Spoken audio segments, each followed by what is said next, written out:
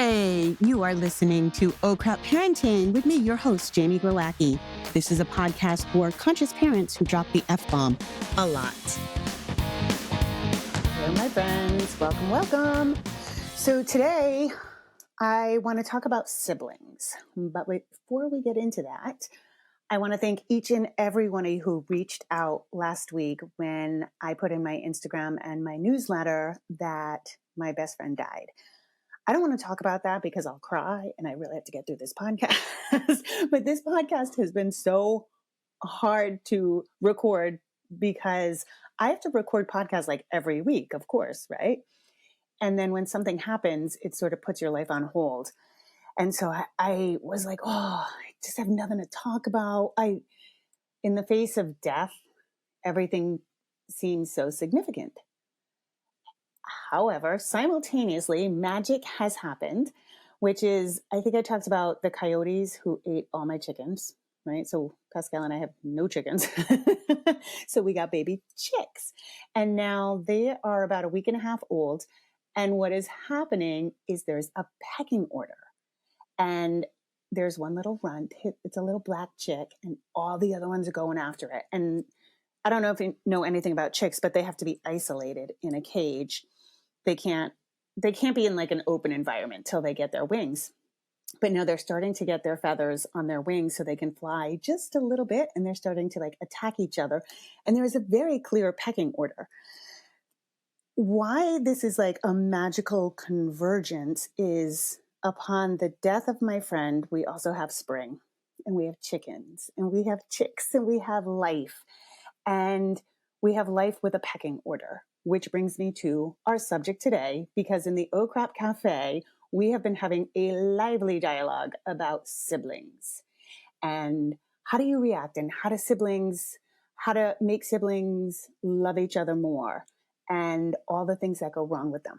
So to me, this all makes sense in like the perfect conditions for a podcast.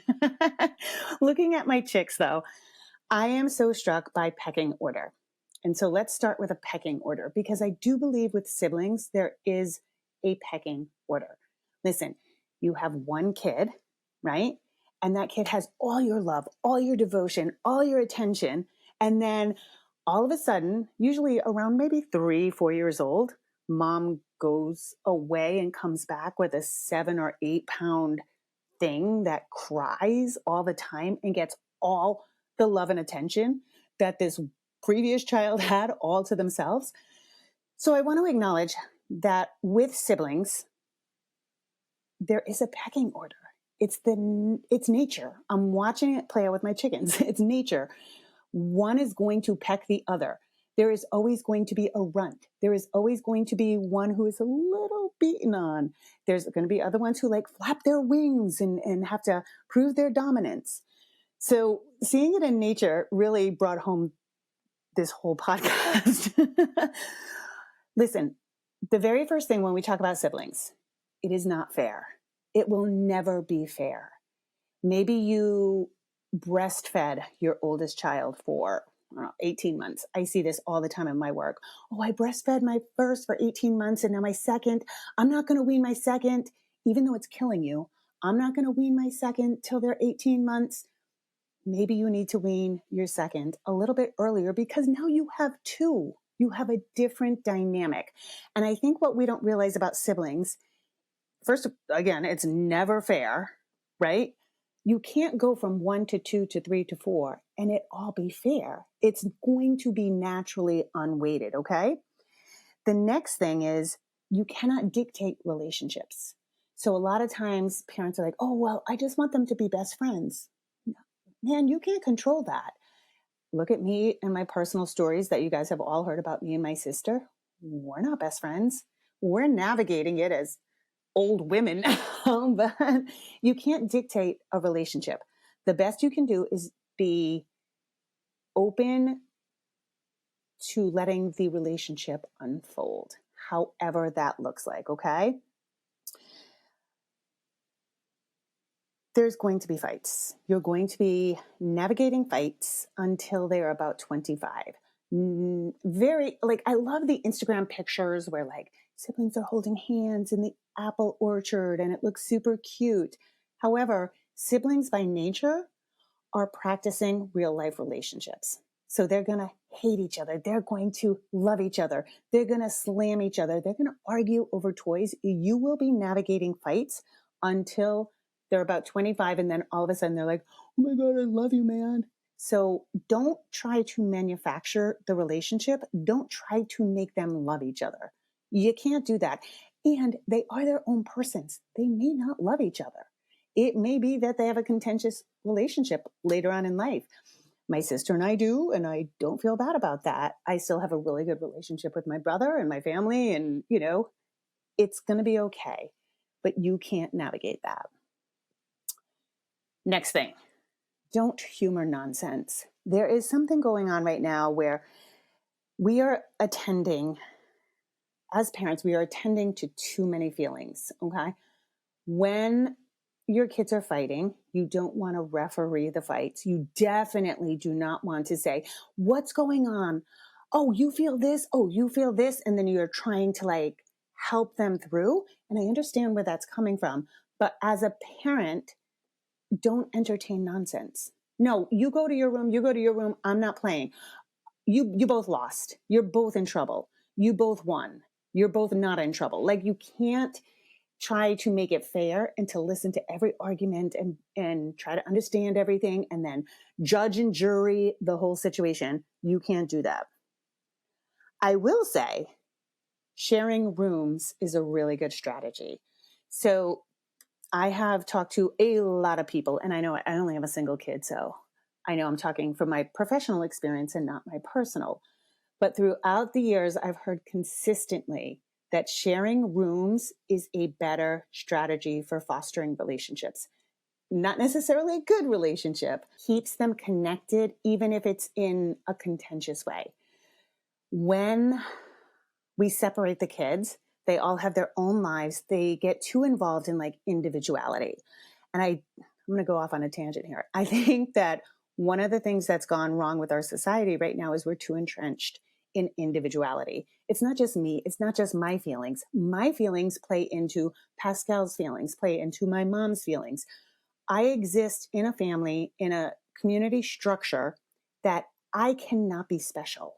And so what's happening is all the advice out there currently is oh, spend more time with your older child. They have their own rooms, make sure they have their own activities. Yeah, they need age appropriate activities, but also we exist in communal living, whether it's your small family, your extended family, school family, however it plays out. So what we really need is a little bit of sucking it up of your own feelings to play along with the crowd. And what I consistently see in my work, again, is that people are segregating. They're like, oh, I'm going to spend more time with my older. I'm going to spend more time with my younger. And then each child feels more individualistic. And that goes for sharing rooms. I have my own stuff. My other person can't, they don't get my stuff. When we share rooms, when we share communal space, we learn to navigate that relationship. And so it fosters a more, what do I want to say? A more of my feelings aren't that important. What's more important is getting along. And that is, with my episode with Peter Gray and play, that is what we want, is not being stuck in individuality, but being more accommodating to other people, not in a people-pleasing way, but how do I negotiate a relationship? So I think sharing rooms is really important. And I think I have seen this consistently through my work is I think we have two big houses. I've talked about this a lot, but if all your kids have separate rooms and then there's a playroom and there's a den and a bonus room and there's too much separation, what we want is to foster family things. On that note, I think the next thing that you can do is spend more family time, not individual time. Of course, every child's going to need some, quiet time with you, with parents by themselves, but we don't want to over foster that, right? And so spending more family time, I think, is so great. Like just community, playing games together. And there are going to be personality differences. So one thing that's really coming up in the Oh Crap Cafe is there are two kind of things. Lap time. So like when your kids start fighting about being like on your lap, and then one-upping. So let's say the older child is like, I can do this better. I can do this more. There's always going to be individual personalities. Certain kids are just going to be certain ways. Oldest kids tend to be perfectionistic. They tend to be the best. They tend to have to spread their plumage wings, so to speak, and like peacock. And they're like kind of peeing on their territory like a dog, right? They're like, I'm going to be the best. Don't humor that. And with things like a lap time, with one-upping, I think it's okay to say to our kids once in a while, hey, you're being a jerk. Cut it out. And we're missing that right now. We have gotten a little stuck and mired into everybody's feelings need validation and need attending to. I don't think that's the case. I think sometimes when we're talking about a group dynamic, it's really okay to be like, cut it out. You're being a jerk. So I would take that into consideration with the lap time and the one-upping. I think it's okay to tell your kids to stop being a dick. Sometimes you got to stop being a dick. And I have a really close friend of mine. We're in a group chat and I love humor, right? And so like sometimes I get going, my family history is like sarcasm. And so I can almost get like a little high on being quippy and being, I got the best response. I got the best response. And I have one of my best friends who comes back at me all the time with like, dude, you're being a dick. I'm like, oh shit, I didn't know. All right, I crossed the line. Thank you. I'm sorry. And we have created that dynamic between us where she can say that. I feel safe. I don't get offended. I'm like, oh no, you're right. I'm being a dick. So I think it's okay to reflect back that to our kids as well. Sometimes you just need to tell them to step down. The next big thing is stop trying to logic with your child. I don't know why we keep doing this, you guys. They're 3, they're 4, they're 5. We can't sit. It's this gentle parenting. It's this over feeling where we sit with every child and we're like, oh my God, what did you feel? And how was that? And oh, this and that and the other thing. And I think the kids don't know. They're just being themselves. And we're trying to logic our way into them feeling their feelings and being okay with like, don't be a dick to your younger brother. So don't do logic. Actions speak louder than words. If you don't want your kid to do something, don't let them do it. Don't sit there while they do it and try to logic them into not doing it. It's yes or no. Take the toy, go to your room, stop being a dick, leave your brother alone. I'm not playing. We have to be a little bit more firmer. We have to be a little bit more like a line in the sand, because I am seeing parents of like, 2 or 3 kids trying to manage 3 personalities plus your spouse. That's another personality, right? And that is, oh my God, so time consuming.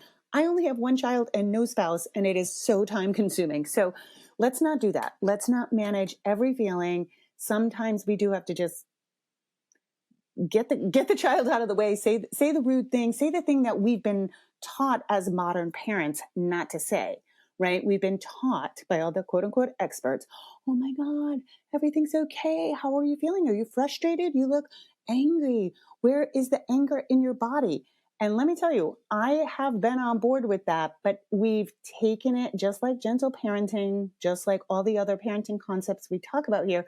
We have taken that to like the wrong pendulum swing, and it's going in the other direction. All right. That's all I have, you guys.